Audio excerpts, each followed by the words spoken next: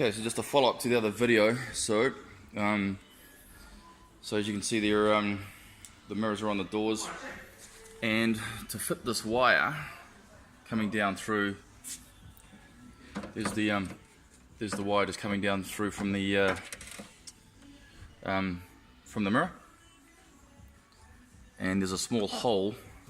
As I said before in the other video, there's one hole for the bolt here, one hole for the bolt on the other side, and then there's like a little hole for the nub to go into, and you've got to make another hole in there for the wire to go down. But then when the cover goes on, and that'll be siliconed on nice and tight, then all you have is the wires running down, and then you just run this into your amber light, which is just in there.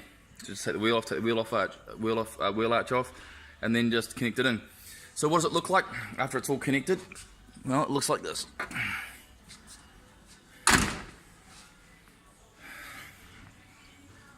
This is one I made earlier.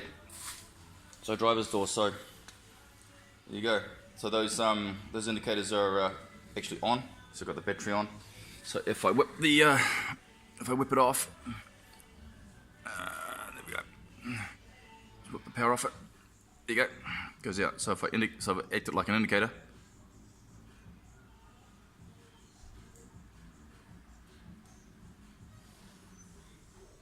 Not bad. So if I leave it on, then it'll give you a bit of a look on it. So can you see it through the mirror? No, you can't. See? Can't see the indicators. All you can see when they turn on is just the LEDs coming through it. Simple as that. And there you go. That's how you do it. So for those that want to get out there and do it, may I suggest it's a great idea.